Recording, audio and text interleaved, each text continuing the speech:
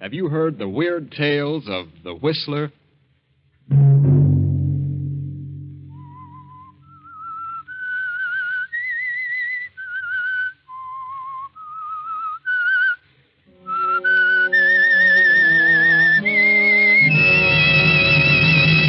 I'm the Whistler.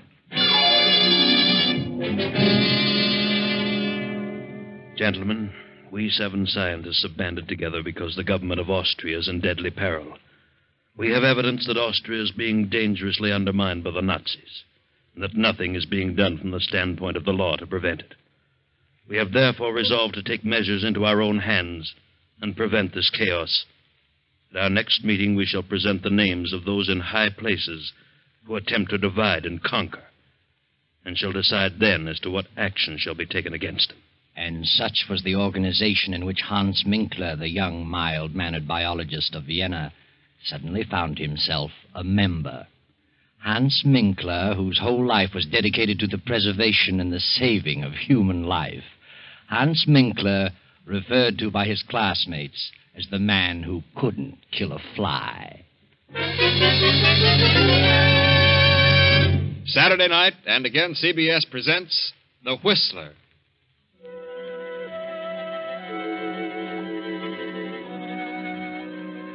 I, the Whistler, know many things, for I walk by night. I know many strange tales, many secrets hidden in the hearts of men and women who have stepped into the shadows. And so I tell you tonight the incredible tale of the letter. Hans Minkler, the young biologist, only half heard the speech of the leader of the 7 scientists, for Hans was dreaming of his beloved experiments. His experiments and the pretty niece of Monsieur Gallet, the lovely Viel, who had been living in Vienna these past 4 years. Kindly Monsieur Gallet was interested in Hans Minkler's theories, and Hans was hoping Gallet might finance them. Well, Dr. Minkler, I've studied the outline of your proposed experiments, and I've come to the conclusion that you can accomplish great things. Oh, well, that makes me very happy, Monsieur Gallet. How much do you think you'll need to carry on? I feel quite sure that I could get along for a couple of years on 5,000. If my cell experiments prove successful, human life may be prolonged considerably. I have all the faith in the world in Hans, Uncle. My niece is certainly sold on your ability, Dr. Minkler. So are you, Uncle. You may as well admit it. Young men with your principles are all too scarce today. Europe seems to be saturated with men who claim they want to save mankind. They all seem to want to arrive at it through a destructive method. Well, it's only a temporary condition. Who do you plan to have assist you? Kurt Lassner? Kurt? Well, I haven't decided yet. Kurt is a fine young man. Yes, he was a good student, but he's drifted away from his studies. He's become absorbed in politics. Very well, Hans. I'll start you out with 5,000. Is that the way you want it, Viel? Yes, Uncle, you're a darling. I hope that someday I may be able to repay you. See where that is, Viel. Come into the library, Hans. I'll give you a check. Yes, of course. Oh, good evening, Kurt. Hello, Viel. Well, how are you? Very well, Kurt. You're very lovely this evening. Thank you. Yes, indeed. The prettiest girl in Vienna. Is Hans here? I said I'd pick him up on my way downtown. Yes, he's talking to Uncle. Talking business. My, I've had a busy day. Not enough hours to go around. Sit down, Kurt. Thanks. Kurt, why have you given up your career? Biology? Oh, I don't know. But you could do so much good. You were so well equipped to carry on in science. Think of the things yet to be done. I'm going to do things. Great things. I mean things that will really benefit mankind. Well, that's what I mean, too. You know, you sound like Hans. Hans is very sad about your dropping your work. He counted on your helping him in his experiment. Oh, he'll get over it. Besides, those experiments can wait a while. No, Hans is going ahead. Who's going to help him? I am, if no one else. You? Well, how can you help him? I can learn biology. But it'll take a lot of money to do what he planned. He has the money. It's all arranged. My uncle has financed him. Your uncle? Yes. Well, I wish Hans luck. And I'm going to marry Hans. What? You and Hans? Well, what a surprise. Yes, I've made up my mind. I see. Well, I guess... Good evening, Kurt. Glad to see you. Good evening. Hello, Kurt. Oh, have you heard the good news? Oh, yes, Viel just told me. And I wish you both good luck. I hope you'll be very happy. When's the wedding? Wedding? What wedding? Oh, yes. Me, of course. Typical absent-minded professors. See, look, I have the money for my experiments. Well, Hans, it's 7:45. We better run along. We have an appointment at 8. Oh, yes, the meeting. I'd forgotten. Yes, I'll be right with you. Goodbye, monsieur. Bye. Good night, Pierre. Darling. Good night, Hans, dear. I'll see you in the morning.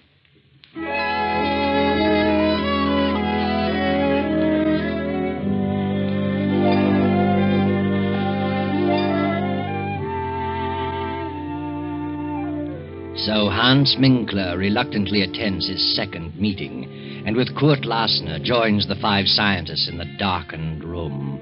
The single low lamp on the table casts their shadows on the wall. The leader is speaking So, again. gentlemen, we have learned who these 5th columnists are.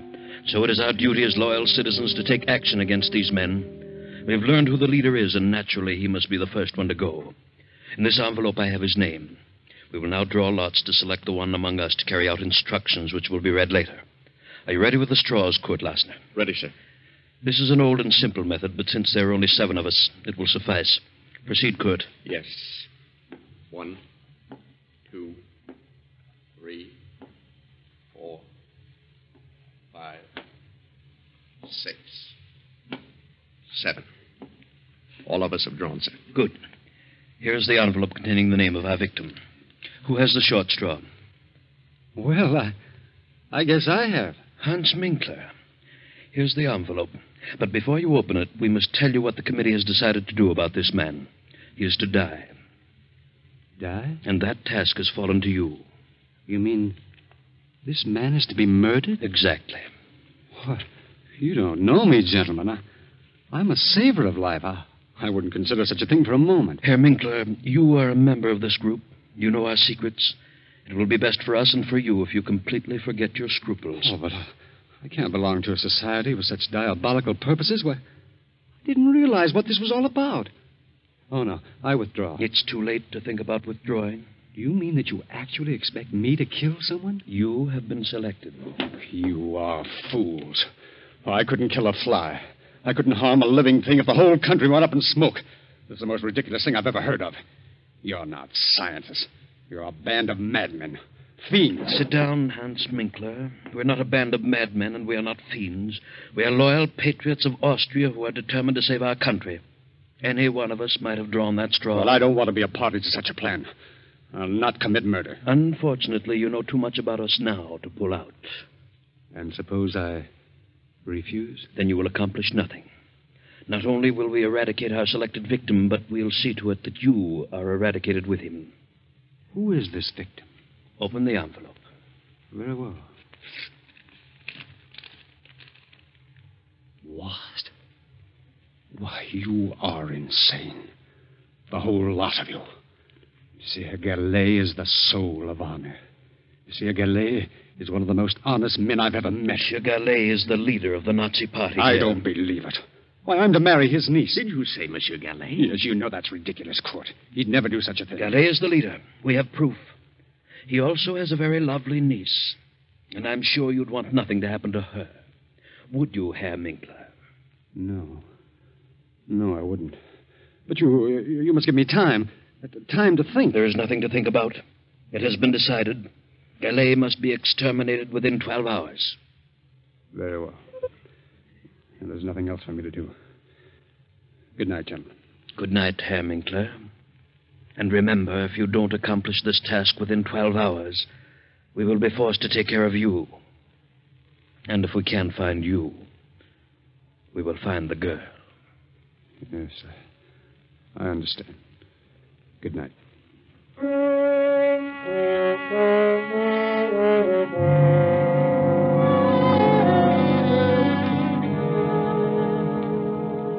Well, Hans, what are you going to do about it? You've sat in your apartment for 2 hours now. Which shall it be? 3 lives are at stake. The uncle's and yours and Viel's. Hans gets his car and drives to Monsieur Gallet's home. Well, hello, Hans. What on earth are you doing here? I didn't expect you back this evening. Where is Viel? Why, she went with some friends. She probably won't be back till after midnight. What on earth's wrong with you? Get your hat and coat, Monsieur Gallet. What? Have you been drinking, Hans? Get your hat and coat. Now, wait a minute. Suppose you There's explain no what... time for explanations. Get your things. What for? You're coming with me.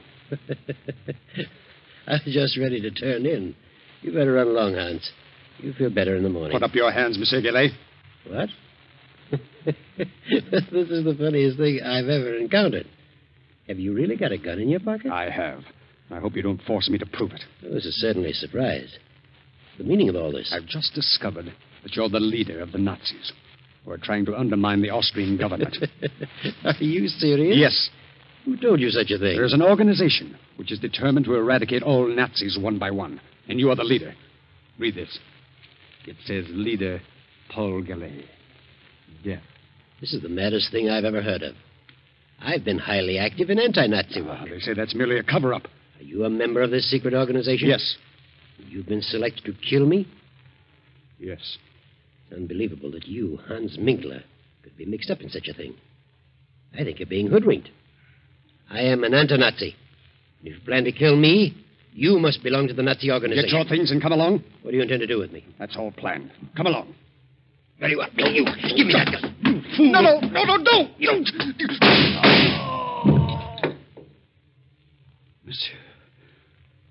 Monsieur. Good Lord.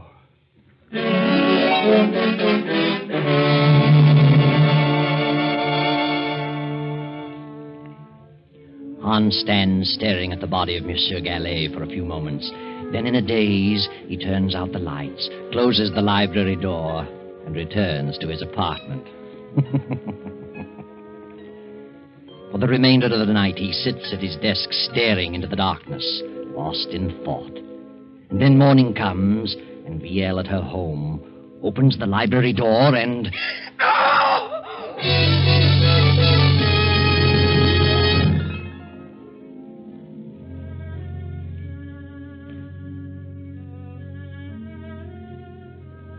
Well, he's been dead about 8 hours, Fräulein. Who on earth would do such a thing? He had no enemies. He was quite active in anti-Nazi work. Yes. Here's something we found on the library floor. A pipe? Yes. The bowl is hand-carved, has initials on it. As you see, the stem is broken. Have you ever seen this pipe before? Well, I don't remember. There's something else we found, a note, which reads, Leader Paul Gallet, death. Do you recognize the handwriting? No. Do you know anyone whose initials are HM, the initials carved on the pipe bowl? Yes, the pipe belongs to my fiancé, Hans Minkler. Your fiancé. What time did you return home last night? I attended a party and got here about 1 o'clock. I supposed Uncle was in bed. I didn't look in the library. I went straight to my room. What is Hans Minkler's address? I'm sure Hans had nothing to do with this. Are you? He lives at 13 Cronhead Street. I'll run over there. Please don't touch anything in the library. I won't. Good morning.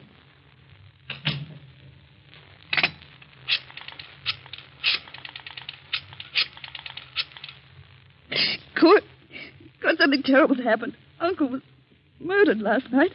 The police have just left. They found Hans's pipe on the library floor. It was broken. They've gone to his apartment. Please come over right away.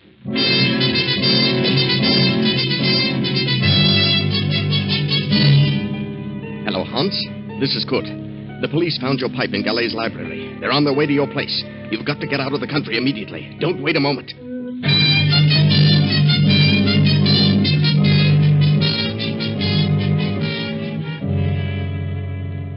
Oh, Kurt, it's terrible. Now, control yourself, Ian. Oh, Kurt, I can't imagine why anyone would do such a thing. Kurt, do you know where Hans is? Well, I suppose he's at his apartment. Hasn't he called you this morning? He usually does, but he hasn't. They found Hans's broken pipe near Uncle's body. Kurt, I must warn Hans. I must let him know what's happened. His pipe, huh? Oh, that's bad. By all means, phone him at once. Oh, you call him. Of course. It's Kronigstadt 4347. Right.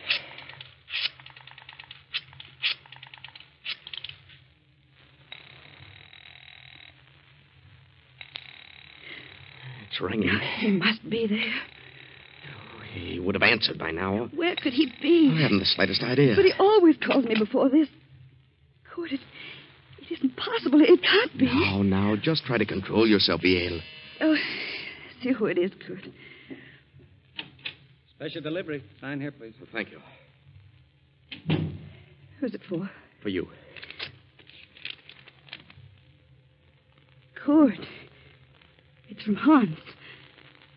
Good heavens, read it. Leaving Vienna on important business.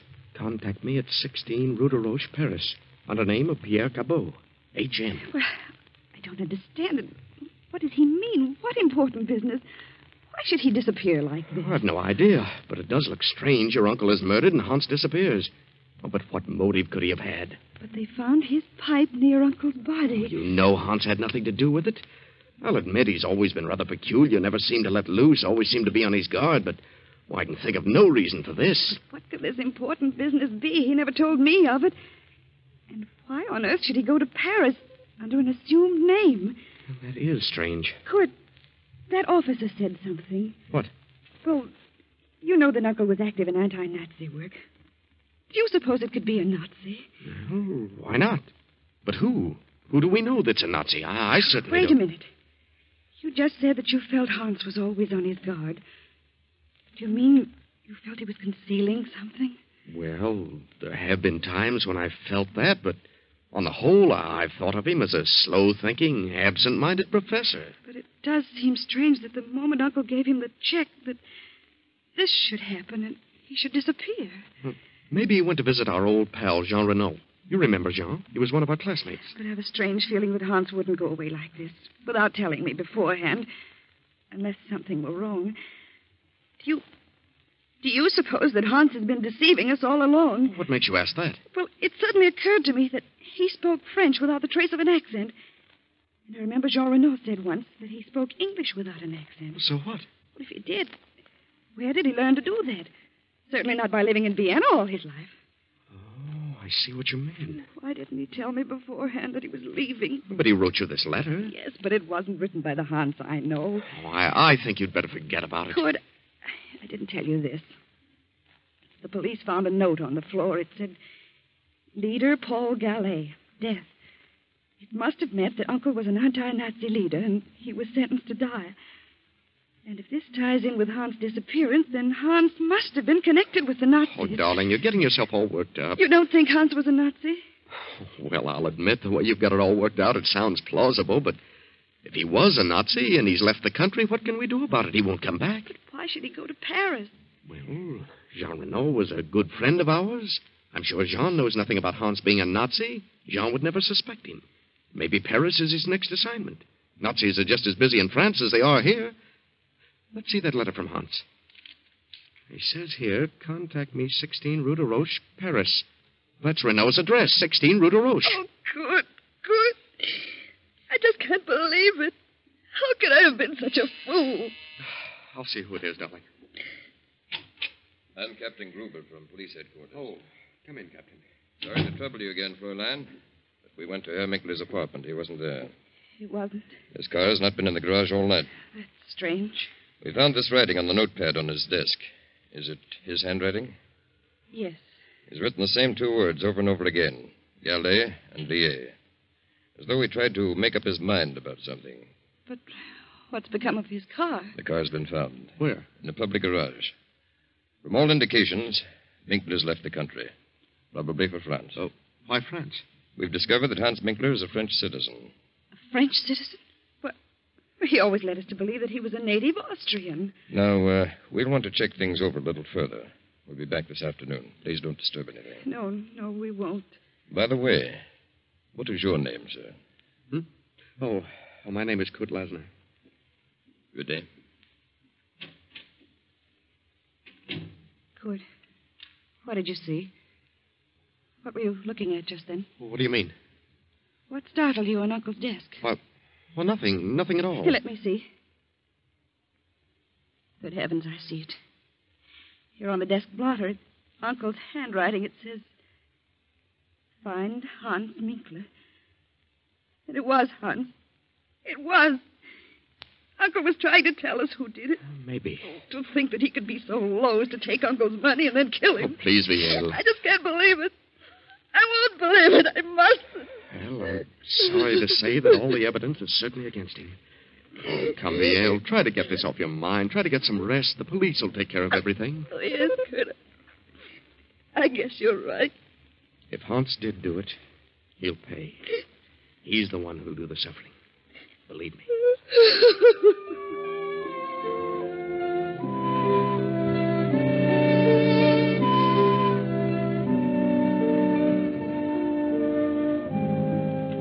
But during the night, the Nazi hordes rolled swiftly into Austria. Without firing a shot, took over the reins of government. A few weeks later, France declared war. Then one night, Hans Minkler makes his way through the maze of Paris traffic and knocks at the door of number 16 Rue de Roche. Oh. Yes? Oh, good evening. Good evening. Is Jean Renault in? Who shall I say is calling? Why, Pierre Cabot. Won't you come in, Monsieur Cabot? Major Renault has just stepped out. He'll be back shortly. Was he expecting you? No. Did you say Major Renault? Yes. Since war has been declared, he's gone on the active service list. Oh, I see. I've been phoning for a week, but no one answered. You haven't seen the Major in some time. No, I haven't. I've been in Austria for several years. Renault and I went to school together in Vienna. Oh. Are you by any chance Hans Minkler? How did you know that?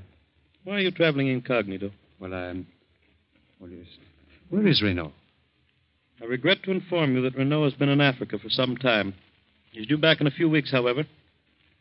Did you know Monsieur Gallet in Vienna? Yes. Who are you? I'm Monsieur Deveau, of the French Sûreté. Oh, police. Yes.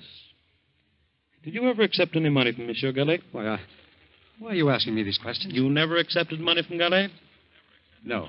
Search him, Henri. No, just a moment. Sorry, Minkler. I'll take the bill for Henri. Yes, sir. I don't understand all this. You understand, all right. Well. So you never received money from Gallet. What's this check for? Well, that's to help carry on my experiments. Undoubtedly. Monsieur Gallet was helping you and quite a number of others to carry on experiments. Others? I suppose you say you're new at this game. Game? I don't know what you mean. I had nothing to do with his death. Nothing. Yes, I believe that. Why should you kill one of your own? Oh, I don't know what you're talking about. If you were intending to carry on experiments in Vienna, why is this check drawn on the Bank of Paris? Well, maybe he had a surplus of funds here. Indeed, he did. How did you know I was coming here? We knew. Just what were your plans? Oh, this is ridiculous. I'm not a spy. I was engaged to marry Gallet's niece. Really? Some way I got mixed up with an organization which planned to rid Austria of all Nazis. They claimed that Monsieur Gallet was the leader in Vienna. I denied it. But nevertheless, I was selected to murder him. Oh, I see. And told that if I refused, they'd also kill me and my fiancée as well. I decided to get them out of the country.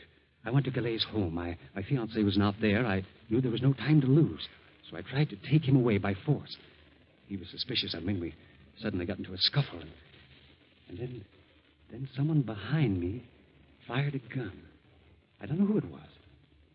And Galet fell dead. I see. I went to my home. Next morning learned that they were looking for me.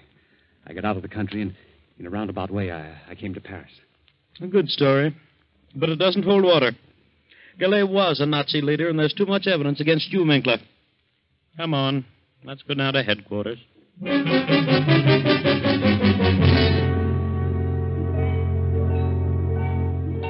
2 weeks later, Jean Renault returns to Paris. Then, 6 weeks after Austria surrenders, Kurt and Viel escape from the Nazis and make their way to Paris. Jean Renault meets Kurt on the street and asks him to bring Viel to visit him at 16 Rue de Roche. Come in, Kurt. Well, Viel.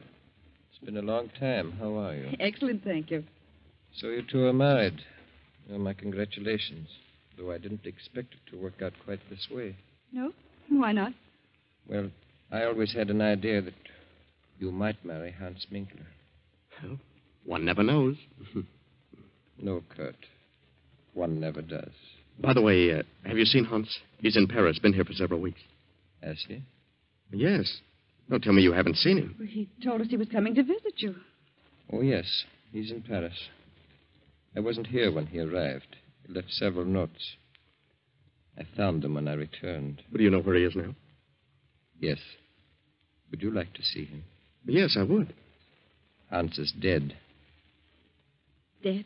What? Dead? Yes. He was executed as a Nazi spy. A Nazi spy? Yes. I got here too late to help him. They had conclusive evidence against him. Why, that's ridiculous. Hans is dead, nevertheless. But what happened? Well, it seems Hans got into some trouble in Vienna and came to Paris to see me. In some way, the Sûreté here was informed that he was a Nazi, was coming here to carry on. But who on earth would accuse Hans of such a thing? I wonder. But they received a letter from Vienna accusing Hans. The Sûreté found a check on him from a high Nazi official. There was nothing that could save him. A check from a high Nazi official? Who was the official? Paul Gallet, Viel's uncle. What? Didn't you know about your uncle? I don't believe it. Whether you do or not, he was a Nazi. The Secret Service has known it for years. He may or may not have given the check to Hans for Nazi purposes. But the evidence was against Hans. Then the letter came to the Sûreté saying Hans was a Nazi agent. They found him here, arrested him. That's all there was to it. But who would write such a letter? Hans had no enemies. Would you like to read the letter? Yes. Here it is. Hans Minkler, under alias of Pierre Capot, has given evidence of being a Nazi spy. Locate him at 16 Rue de Roche, Paris. And that's all that was necessary. How awful. I can't imagine such a thing. Notice the handwriting, Kurt. What? Ah, yes. Viel, this is your handwriting. It is not. I'm positive. You wrote this. No. Don't lie to me. I know you're writing. You wrote this letter. All right. All right, I did. I was convinced that he'd deceived me. I was convinced he killed Uncle. Yes, I wrote it. How could you? Oh, I never dreamed Uncle was a Nazi. I thought Hans was a Nazi. I was determined to make him suffer. You believe me, don't you? Yes, Viel. I believe you. But I'm awfully, awfully sorry for you. Poor Hans. Poor Hans. Oh, I'll never forgive myself. Yes, Viel. What a terrible injustice you have done. But someday, perhaps you'll learn what really happened to your uncle. It wasn't Hans who killed him. Hans didn't even have a gun, just a pipe. But Hans wanted to get him safely out of the country. And Kurt knew that Hans would never go through with the order of the Secret Seven. So he followed Hans. And when he saw what was happening, he shot Gallet and disappeared and let you think Hans did it. Because Kurt was in love with you, too, Viel.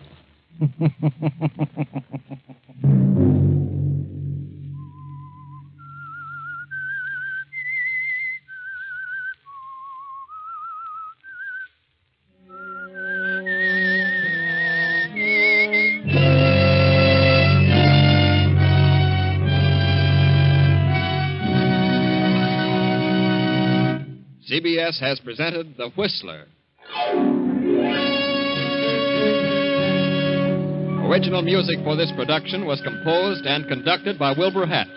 The Whistler is written and directed by J. Donald Wilson and originates from Columbia Square in Hollywood. Next week, same time, I, the Whistler, will return to tell you the strange tale of Out of the Fog. Good night.